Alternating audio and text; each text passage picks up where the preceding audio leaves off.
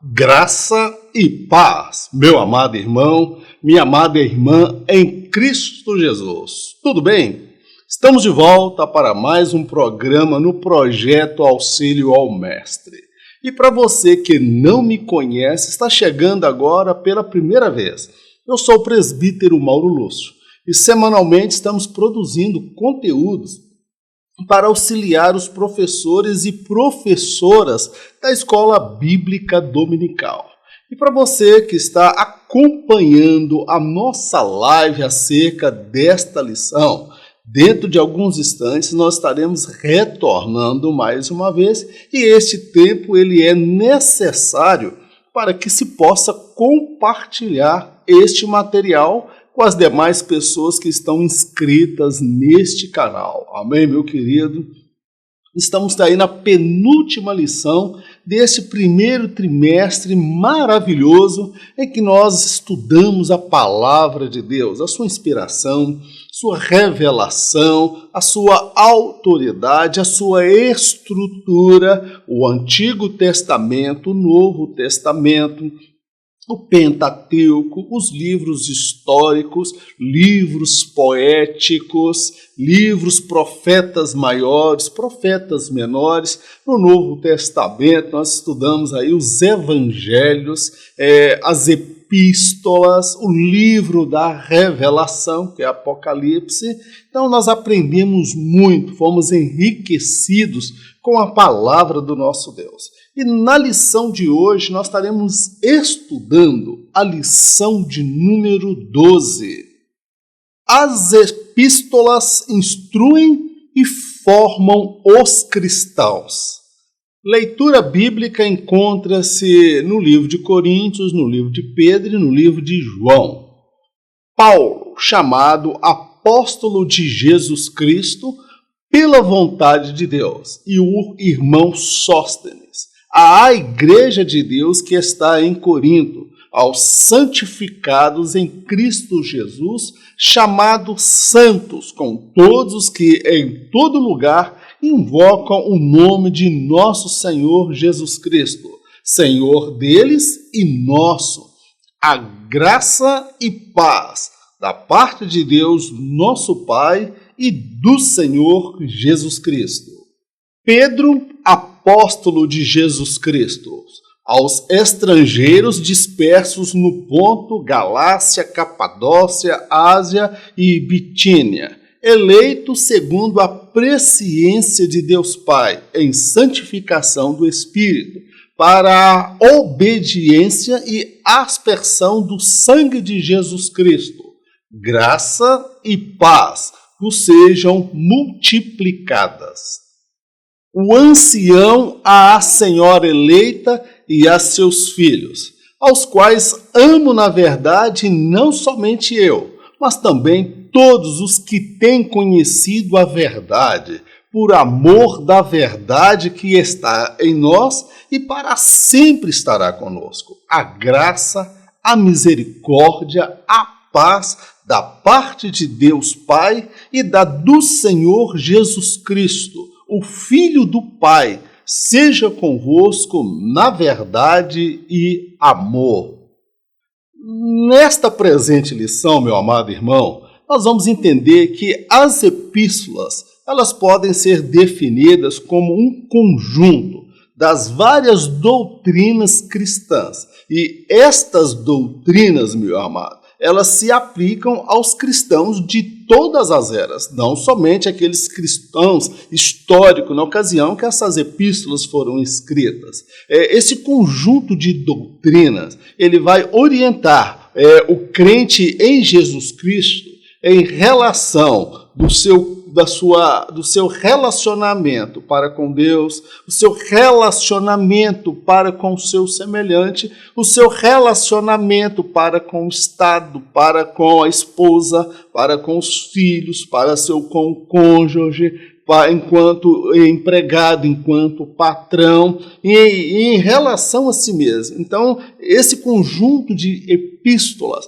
eles têm por objetivo ensinar, mas acima de tudo, os seus ensinamentos e estas doutrinas, meu amado, visam preparar o crente para o tão glorioso dia do Senhor Jesus, mais propriamente o dia do arrebatamento da igreja. É sobre estas epístolas que nós estaremos estudando hoje. Como as epístolas paulinas nos instruem.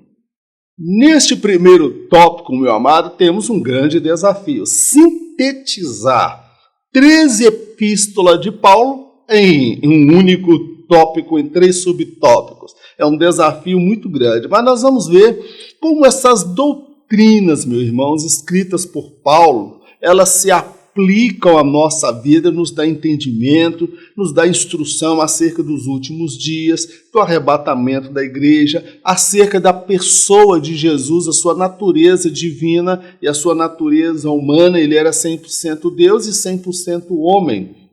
Vai nos mostrar que Cristo é o cabeça da igreja, Cristo é a razão e o motivo de todas as coisas, tá bom, meu amado? Então nós vamos falar aqui nesse tópico sobre as orientações e a instrução para o cristão nas epístolas de Paulo.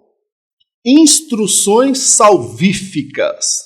A doutrina da salvação ou a soteriologia é uma das mais complexas doutrinas cristãs. Segundo Paulo, a salvação é um dom de Deus e não fruto do mérito humano. Ele também ensina que a graça pode ser resistida pelo pecador e até mesmo desprezada pelo crente. Ninguém veio ao mundo salvo ou condenado. Trata-se de uma escolha pessoal ante a graça de Deus. Quando nós falamos aqui sobre instruções salvíficas, nós vamos olhar aqui então a questão da doutrina da salvação, que na teologia é conhecido como a soteriologia. Eu posso afirmar para você, é uma das doutrinas mais densas e complexas da fé cristã, tá bom, meu amado? Segundo esta doutrina, a salvação, ela é, antes de tudo, um dom de Deus, tá bom, meu amado? É um favor imerecido, ela é fruto da graça de Deus e ela não se baseia na meritocracia humana, tá claro, querido? Então, pela graça sois salvos, e isso não vem de vós, isto vem de Deus, tá bom, meu amado? Então, essa doutrina, ela também vai ensinar que a graça de Deus, ela pode ser resistida pelo pecador. Algumas instituições que nós respeitamos a forma como eles compreendem, eles afirmam que a graça de Deus é irresistível, o homem não pode resistir, mas nós compreendemos que a graça de Deus, ela pode ser resistida. Nós lembramos daquele filho, daquele jovem que foi até Jesus querendo saber o caminho da salvação. Jesus apontou, abriu a porta da graça para ele, e ele acabou resistindo à graça porque ele se entristeceu. Então a graça, ela pode ser resistida pelo pecador. Ele pode dizer não, ele pode se desviar, ele pode endurecer a sua cerveja. E a graça, ela também pode ser desprezada pelo crente. Então, sobre a ótica dessas instruções salvíficas escritas por Paulo, tanto o pecador pode resistir à graça, como o crente que um dia aceitou esta graça, ele resistir a esta graça de Deus, a salvação. Por isso que nós acreditamos que ninguém perde a salvação. A pessoa despreza. Por isso a Bíblia trabalha com o termo de apostasia. Paulo vai falar sobre a apostasia dos últimos tempos. Então nós compreendemos a partir desta doutrina da soteriologia, meu amado, que é a doutrina da salvação, que ninguém vem a este mundo salvo ou condenado, tá bom, meu amado? Isso aí trata-se de uma escolha que é feita no decorrer da vida. Então ninguém veio ao mundo salvo, ninguém vem ao mundo condenado. Cada um fará a sua escolha, render-se ou não a esta graça de Deus. Resistir ou não esta graça de Deus. amar, guardar esta graça ou desprezá-la, entrando pelo caminho da apostasia. Amém? Glórias a Deus. Instruções a respeito de Cristo. De acordo com Paulo, Cristo é o cabeça da igreja. Ele também ensinou que aquele que está em Cristo é uma nova criatura, cujo viver expressa o caráter de Cristo. Em seus escritos, ele descreveu a dupla natureza de Cristo, a divina e a humana. Para ele, Jesus era o segundo Adão, o qual foi fiel a Deus até a morte e morte de cruz. Quando Paulo vai descrever acerca de Jesus, irmãos, primeiro ele vai pontuar o seguinte, que Jesus ele é o cabeça da igreja. Então, a razão da adoração. Jesus é a razão final de todas as coisas. Ele não é somente o cabeça da igreja. Ele é o cabeça do universo, ele é o centro, tá bom? Todas as coisas foram criadas nele, por ele e para ele. Sem ele, nada do que foi feito seria feito, meu amado. Ele é a glória de todas as coisas, amém, querido? Então, ele é o cabeça da igreja, então, tudo que é feito na igreja, o culto tem que ser cristocêntrico. A mensagem cristocêntrica, o louvor cristocêntrico, exaltando o nome do Senhor. E em relação ao crente, Paulo vai dizer que aquele que está em Cristo, ou seja, o referencial é aquele que está em Cristo. Cristo é o referencial. Aquele que está em Cristo é uma nova criatura, é um novo ser que foi gerado pela palavra de Deus. E este novo ser, através do seu viver, ele vai expressar ao mundo o caráter de Cristo. Se não bastasse isso, Paulo, meu amado, ele trouxe fundamentos muito grandes em relação à questão da cristologia. Paulo vai falar acerca da natureza humana de Jesus e ele vai falar também acerca da sua natureza divina. Lá em Filipenses, Paulo vai dizer que ele, subsistindo em forma de Deus, ele não usurpou ser semelhante a Deus. Antes a si mesmo se esvaziou. O que Paulo estava dizendo? Que Jesus, enquanto homem, ele abriu mão dos atributos da divindade, meu querido, para que ele pudesse resgatar o homem do seu pecado, não enquanto Deus, mas enquanto homem. E Paulo também ele vai falar acerca de Jesus, que ele chama Jesus de o segundo Adão. O primeiro Adão desprezou a Deus, desprezou a sua palavra e foi infiel para com Deus. Já o segundo Adão, ele não somente foi fiel, mas ele foi fiel até a morte e morte de cruz. Então, as cartas de Paulo, as epístolas de Paulo, falam muito acerca da natureza, do caráter, do propósito, da mensagem e da pessoa de Cristo. Instruções sobre as últimas coisas. De acordo com Paulo, a igreja será retirada da terra de forma sobrenatural. Isto diz respeito ao arrebatamento. O salvo em Cristo deve ter o corpo, a alma e o espírito santificado, para que possa se encontrar com o Senhor. A igreja é o motivo pela qual o anticristo ainda não pôde se manifestar. Isto só acontecerá quando ela já estiver nas mansões celestiais. Paulo, em seus escritos, tem também ali doutrinas escatológicas, que estão em perfeita harmonia com as demais doutrinas e textos que abordam esse tema escatológico. De acordo com Paulo, meu irmão, a igreja será retirada desta terra de forma sobrenatural. A sua inauguração, conforme nós estudamos na lição anterior, mostra que a igreja foi inaugurada de forma sobrenatural. E ela também será arrancada desta terra de forma sobrenatural. Paulo vai falar sobre o arrebatamento, que no abrir de olhos seremos arrebatados e retirados dessa terra. Agora, o salvo em Cristo, irmão, em relação ao arrebatamento, Paulo ele vai dizer que o salvo em Cristo ele deve ter o corpo, a alma e o espírito. Então, Paulo ele descreve o homem como um ser trino, uma tricotomia. Ele precisa santificar o seu corpo, ele precisa santificar a sua alma e o seu espírito, para que ele esteja em plena comunhão para o encontro com o noivo. E Jesus fala da parábola das virgens loucas e as virgens prudentes. O crente prudente, ele santifica o corpo, a alma e o espírito. Ele espera o Senhor e ele tem a plena comunhão com o Espírito Santo.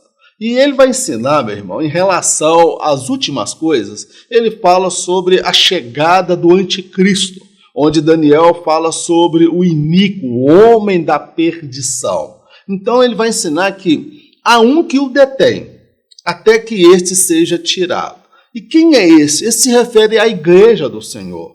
A igreja, meu irmão, é a razão pela qual o anticristo ainda não pôde se manifestar. E somente quando a igreja for retirada é que ele vai poder revelar a sua natureza e dar início ao seu projeto de governo humano, tá bom, meu amado? Então, estas são as orientações de Paulo e tem várias outras relacionadas às últimas coisas.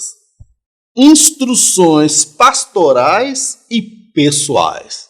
Embora estas instruções tenham sido dirigidas a pessoas específicas, seu conteúdo se aplica a todos os cristãos, em especial àqueles que estão à frente da obra de Deus.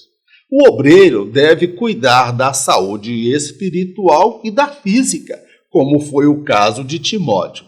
Segundo Paulo, o obreiro deve ser referencial de conduta, fé e zelo para com seus liderados. O que eu acho lindo da parte de Paulo, irmãos, é Paulo escrevendo a Tito, Paulo escrevendo a Timóteo, e eram cartas muito pessoais.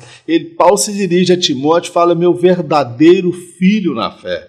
Então a relação de Paulo para com os seus liderados era uma relação patriarcal, ele era um paizão dos seus liderados.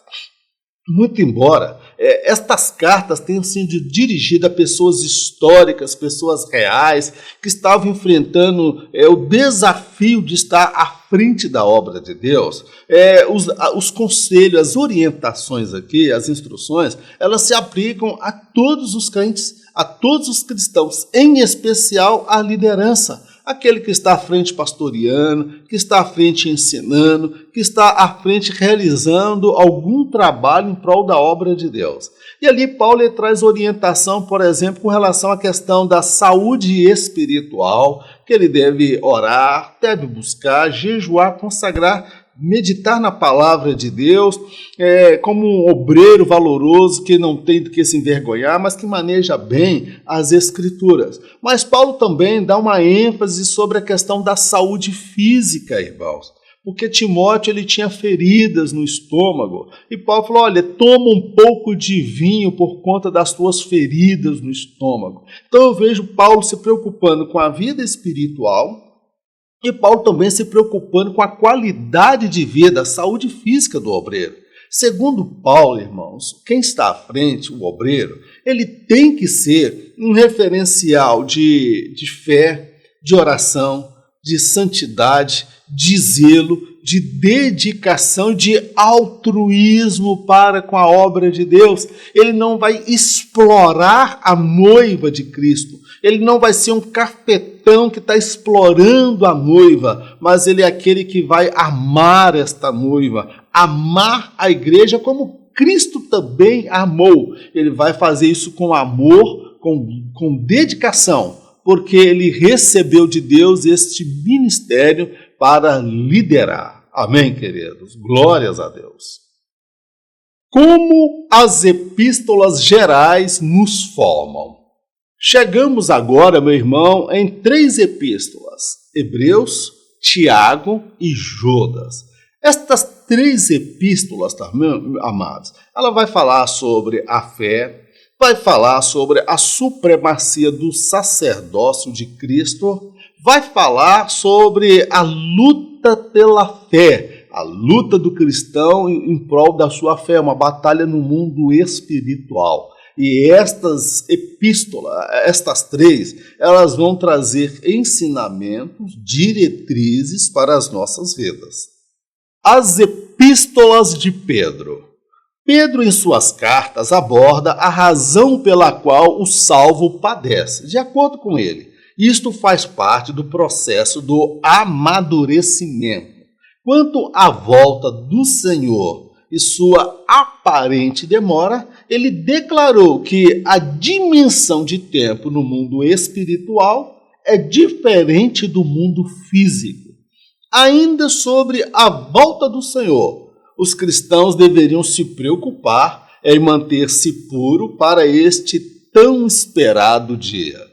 As epístolas de Pedro, irmão, Pedro ele vai abordar vários assuntos. É fascinante quando nós lemos as cartas de Pedro, irmãos. A princípio, aquele homem rude, aquele homem tosco, que era pescador, e aquele homem se mostrou um homem letrado, um homem culto, que escrevia com uma profundidade muito grande.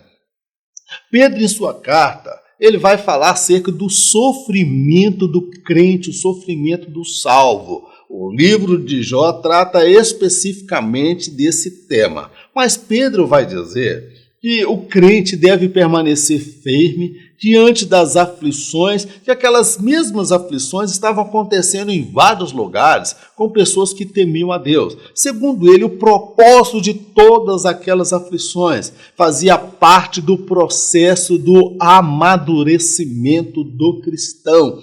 Não que o cristão seja masoquista e goste de sofrer, mas através das aflições ele aprende a depender de Deus, a buscar a Deus, a confiar somente no Senhor.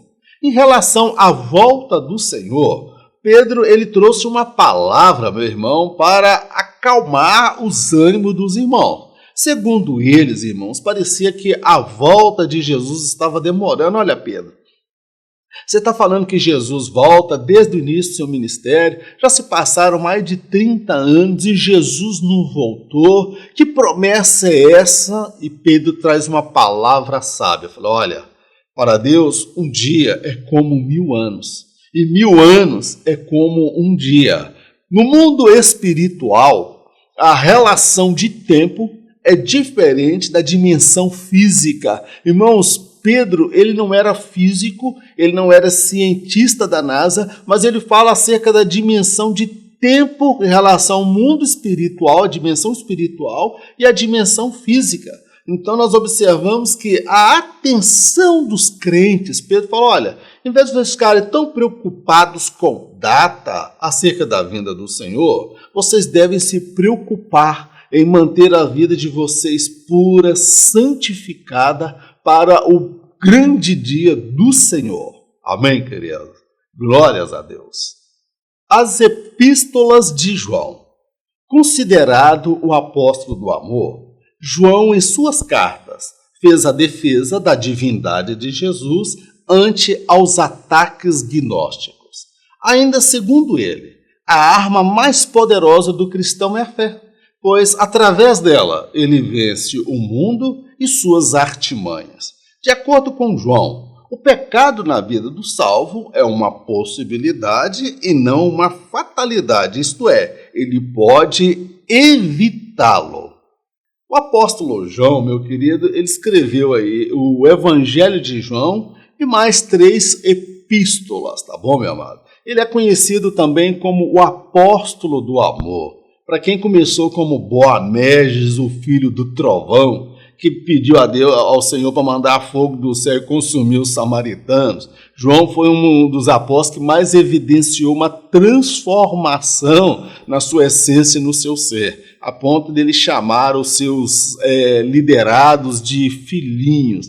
Ele vai dizer, filhinhos, não pequeis, mas se todavia vocês pecarem, temos um advogado junto ao Pai, E o sangue de Jesus Cristo nos purifica de todo pecado. O que João está querendo dizer? Que o pecado na vida do crente é uma possibilidade, não é uma fatalidade. Eu errei porque a minha natureza é fraca, foi uma fatalidade. Não, ele vai dizer, filhinhos, não pequeis. Se esforça para não pecar. Vocês podem evitar, vocês podem resistir ao pecado, vocês podem resistir à tentação. Então ele vai deixando claro, dentro da visão teológica dele, que o pecado na vida do crente ele é um acidente, tá bom, meu amado? Não é algo premeditado, naquele que de fato foi lavado, remido, ensaboado, enxaguado no sangue de Jesus, tá bom, meu amado? Nós vamos ver que João, ele faz também a defesa da divindade de Jesus. Dos 4 evangelhos, 3 são conhecidos como o evangelho sinótico, mas o de João ele é diferente porque a ênfase de João é mostrar a divindade, que Jesus era Deus. E ele escreve com muita propriedade, meu irmão, falando acerca de Jesus, da divindade de Jesus, em virtude dos ataques dos gnósticos.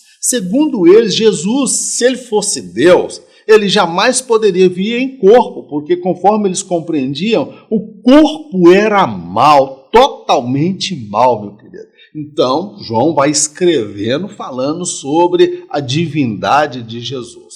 Segundo João, a arma mais poderosa do cristão é a fé. E esta é a arma que vence o mundo, a nossa fé. A nossa fé, porque se nós não tivermos a fé, irmãos, nós desprezarmos a nossa fé, nós seremos os mais fracassados e os derrotados de todo este mundo. Então, é pela fé que nós vencemos o mundo, o diabo, o pecado, as concupiscências, as tentações, as fraquezas e vencemos a nós mesmos. É pela fé. E de acordo com João, meu querido, o pecado, como nós já dissemos, é algo que deve ser evitado, que o cristão pode resistir. Então, João ele vai escrever chamando os seus liderados de filhinhos, o apóstolo do amor. Mas não era o apóstolo do liberalismo, da permissividade, tá bom, meu querido? Ele vai falar, eles estavam entre nós, em nosso meio, mas não eram dos nossos. Então, João vai falar de pessoas que estavam inseridas dentro da igreja e que não eram, pessoas que eram do gnosticismo, tá bom, meu amado? Que entraram, se infiltraram dentro da igreja para corromper a sã doutrina. Então, João ele vai escrever refutando, confrontando as heresias gnósticas e tantas outras da sua época. As outras gerais. O livro de Hebreus, Tiago e Judas constituem as epístolas gerais, ou seja, este conteúdo se aplica a todas as igrejas de todas as eras. Em Hebreus se vê a supremacia do sacerdócio de Cristo. Em Tiago, a verdadeira religião não se limita a intenções, ela produz boas obras. Em Judas, o salvo é exortado a batalhar pela sua fé, pois ela é o seu passaporte para o céu. 3 livros, meu amado, são considerados como epístolas gerais. É o livro de Hebreus, Tiago e Judas, tá bom, meu amado? Ou seja, esse conteúdo destas obras, eles se aplicam a todas as igrejas, tá bom, meu amado? De todas as eras, não somente retidas daquela época. E nós vamos tentar aqui sintetizar. Em Hebreus, irmãos, a ênfase em Hebreus era provar o sacerdócio de Jesus, a supremacia. Segundo o escritor de Hebreus, todos os sacerdotes anteriores, eles morriam, e surgia um outro sacerdote, morria, e surgia, sempre havia uma alternância. Mas Jesus, ele não morre, ele é sacerdote eterno. Ele faz a defesa do sacerdócio de Jesus, porque muitos afirmavam que Jesus não poderia ser sacerdote, porque ele era da tribo de Judá. E da tribo de Judá sairia reis. E como Jesus, sendo da tribo de Judá, ele poderia ser sacerdote, se sacerdote era da tribo de Levi. onde vinham ali da tribo da casa de Arão, necessariamente. Então ele vai mostrar que Jesus ele era sacerdote segundo a ordem de Melquisedeque, que foi um sacerdócio legitimado por Deus, a ponto de que Abraão deu dízimo a Melquisedeque e, portanto, era um sacerdócio superior ao sacerdócio judaico, meu querido. Então ele vai mostrar isso. E ele vai mostrar também a questão da religião. Ele mostra que a religião não é uma mera teoria. A religião não é um conjunto de intenções e vontades não concretizadas. Ele vai dizer que a verdadeira religião, ela é percebida através de ações. Não que ele está pregando que as boas obras salvam, mas o crente que de fato é salvo, ele vai produzir boas obras, ele vai ajudar o seu semelhante, porque toda a lei se resume o quê? Amará o teu Deus como a ti mesmo e amará a Deus acima de todas as coisas e o teu próximo como a ti mesmo. Então ele vai mostrar que a verdadeira religião, meu amado, ela se envolve com as questões das pessoas necessitadas, ela não é centrada somente dentro das quatro paredes, ela se volta para o mundo à sua volta, meu querido. No livro de Judas, meu amado, ele faz um apelo a quanto o cristão batalhar pela sua fé, porque estavam vivendo tempos de apostasia, tempos de frieza, meu querido, tempos de heresia, e ele fala, olha, vocês devem batalhar pela sua fé. Isso me faz lembrar o que Jesus escreve em uma das igrejas, guarda o que tu tens para que ninguém te tome, para que ninguém te roube. O que é o mais importante? É a fé. João fala, esta é a arma que vence o mundo, a nossa fé. E Judas vai dizer, vocês lutem pela fé de vocês. Sabe por quê? Porque ela é o passaporte de vocês para o céu. Se vocês perderem a sua fé, vocês serão os mais fracassados e derrotados de todos os homens. Amém? Glórias a Deus. As epístolas continuam a falar. Estas epístolas, meu amado, as suas doutrinas são maravilhosas. Eu acho lindo nas epístolas a harmonia das doutrinas cristãs. Uma doutrina nunca entra em choque com a outra. O que João escreveu, Judas, Tiago, Paulo esses escritos não são contraditórios. Elas se entrelaçam uma às outras e elas continuam a nos ensinar nos nossos dias na pós-modernidade. A doutrina da justificação. Esta doutrina ensina que o sacrifício de Jesus não torna o homem inocente diante de Deus, mas que, apesar dos seus pecados, ele foi absolvido por conta do Cordeiro de Deus.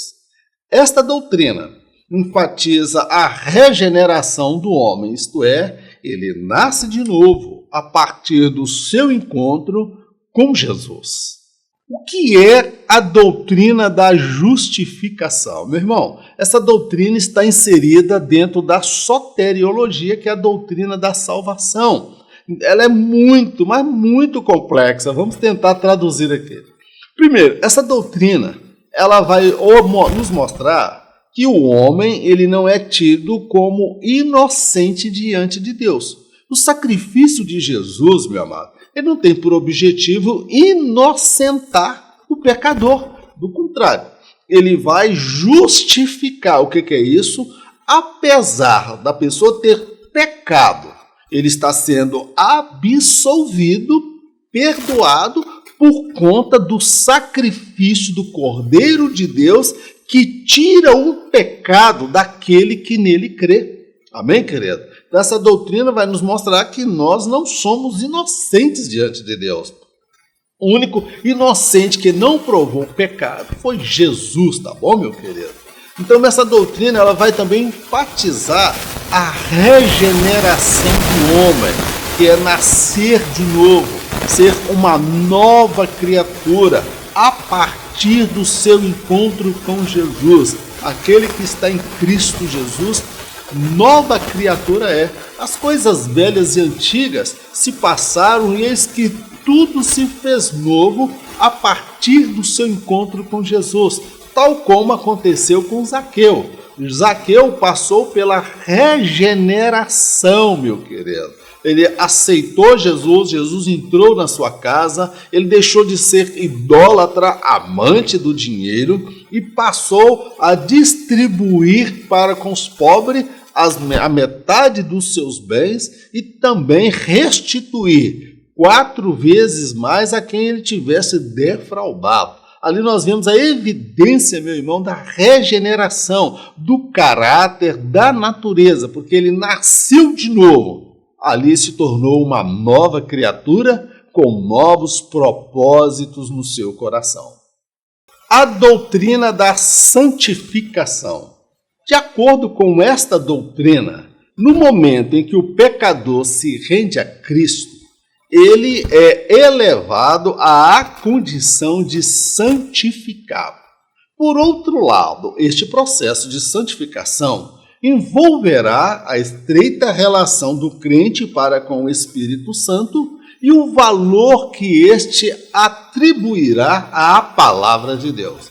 Esta santificação alcançará sua plenitude no ato do arrebatamento do salvo. O que é a doutrina da santificação? Meu irmão, essa doutrina, semelhante à da justificação, ela faz parte da doutrina da soteriologia, doutrina da salvação. No momento que a pessoa aceita Jesus Cristo como Senhor e Salvador, no mundo espiritual, ele é colocado na condição de santificado. Ele estava aqui embaixo no pecado, caminhando para o inferno. Ele aceita Jesus, ali Jesus o pega no mundo espiritual e o coloca nesse patamar. Ele é santificado, não que ele se tornou santo do dia para a noite, no mundo físico, mas no mundo espiritual, ele é colocado aqui como santificado. É por isso que Paulo vai escrever à igreja aos santificados em Cristo Jesus. Ele foi colocado na condição de santificado. Mas essa santificação, ela tem dupla natureza. Ela é a santificação enquanto condição, porque nós somos colocados nessa posição, que Cristo nos colocou, mas ela também é uma santificação gradativa. Por quê?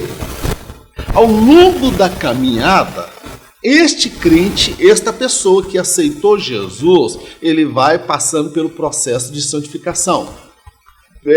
Jesus orou, Pai, santifica-os na palavra. A tua palavra é a verdade, santifica-os na verdade, a tua palavra é a verdade. Então o crente ele é santificado pela palavra de Deus. É por isso que esta santificação, enquanto gradativa, ela vai passar da relação desta pessoa com o Espírito Santo e a relação que esta pessoa tem para com a palavra de Deus.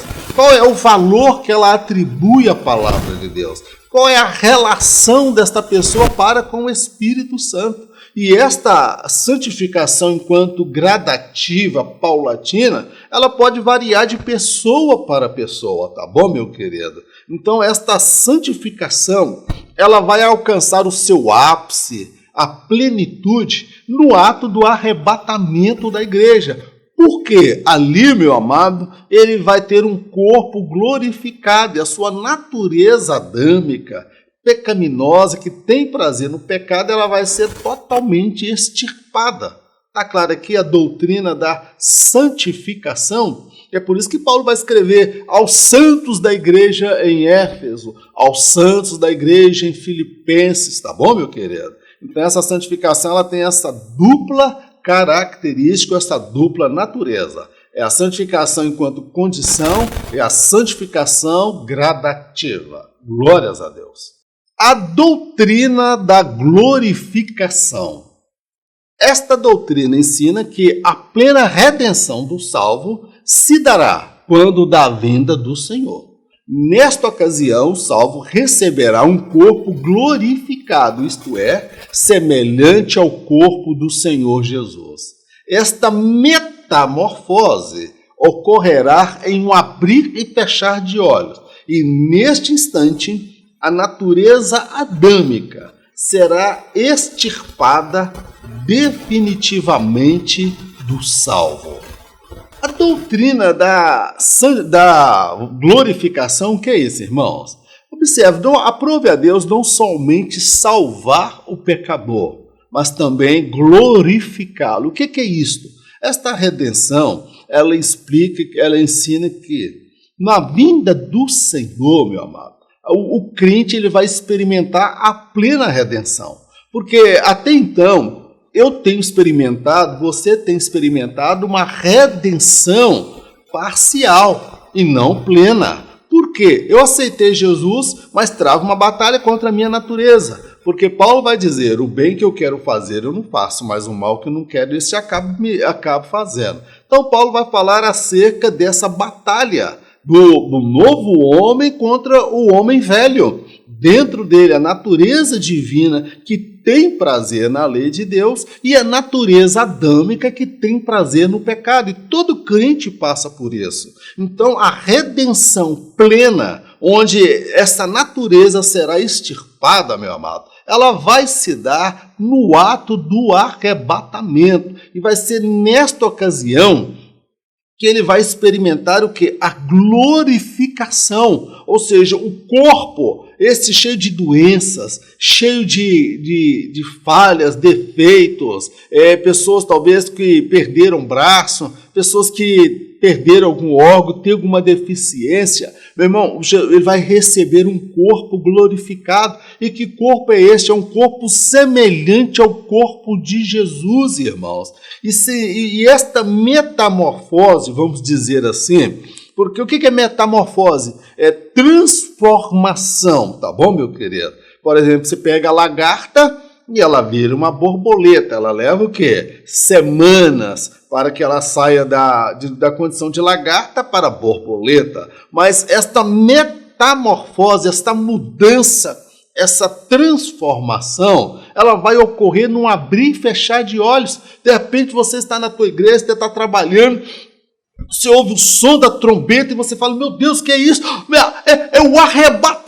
Quando você se der conta, meu irmão, você já está subindo por sobre a nuvem, você vai olhar crente subindo, adorando, e lá no alto aquele esplendor da glória, e você vai olhar para você mesmo, o seu corpo vai sendo transformado, as deficiências vão saindo, e aquela natureza pecaminosa adâmica, o antigo homem que luta, tentando sabotar os nossos nobres ideais, será arrancado naquela hora. Essa natureza pecaminosa, ela será extirpada, arrancada definitivamente. É o que essa doutrina ensina, a doutrina da glorificação. Por enquanto, nós estamos experimentando uma redenção parcial, mas ela será plena quando no ato do arrebatamento. Você está desejando um arrebatamento? Eu também estou. Você está buscando de Deus santificar a sua vida, se encher do azeite? Vamos fazer isso, irmãos, porque o arrebatamento é real. Nós receberemos um corpo glorificado. Hoje pode ter alguma coisa no seu corpo que você não gosta, que você gostaria de mudar. As doenças, as enfermidades, elas vão chegando à medida que nós vamos alcançando mais anos de vida. Mas a boa notícia é que no arrebatamento o corpo será novo, será um corpo glorificado. Amém, queridos? Meu querido, a minha oração é que o Espírito Santo complete na sua vida tudo aquilo que nós não conseguimos em virtude da nossa limitação. Tá bom, meu amado? Que Deus abençoe a sua vida, abençoe o seu ministério. Eu quero te fazer um convite muito especial. Eu quero te convidar a fazer parte do grupo dos 300. Com esse grupo, irmãos, eu separo esse material semanalmente. Nós produzimos esse material em PDF e enviamos pelo WhatsApp das pessoas que fazem parte deste grupo. E este grupo, irmãos, são aquelas pessoas que compreendem que este projeto ele é de Deus. Nós não ganhamos dinheiro com o YouTube monetizando o nosso canal. Eu não ganho dinheiro, meu querido, com visualizações. Eu não sou patrocinado por nenhuma instituição. nós fazemos esse trabalho, vamos fazer 6 anos pela fé, tá bom, meu querido? Eu quero te convidar, esse grupo é aquelas pessoas que se apresentam para nos ajudar, para nos auxiliar, com a ajuda, meu irmão, de 30, 40, de 50, de 60, de acordo com a sua possibilidade, de acordo com a sua fé. Mas eu só te peço uma coisa, só faça isso se você compreender que esse projeto é de Deus e que junto com você nós podemos abençoar muitas famílias, muitos ministérios e alcançar muitas vidas para Jesus. Vamos orar? Senhor, nós te agradecemos por mais esta oportunidade de estudarmos juntos a Tua Palavra. A Ti, Senhor, toda a honra, toda a glória, todo o louvor. Senhor, santifica nossas vidas. Às vezes parece que o dia do Senhor está tão distante. Sempre ouvimos falar que o Senhor está voltando e parece que nunca acontece. Mas, ó Pai, como Pedro diz que um dia para o Senhor é como 1000 anos, e 1000 anos para o Senhor é como um dia. A dimensão do Senhor de tempo é diferente da nossa. Meu Deus, ensina-nos a ter aquilo que é importante, a santificar as nossas vidas, nosso corpo, a nossa alma e o nosso espírito, porque a arma mais poderosa que vence este mundo, meu Deus, é a nossa fé. Ensina-nos a batalhar pela nossa fé.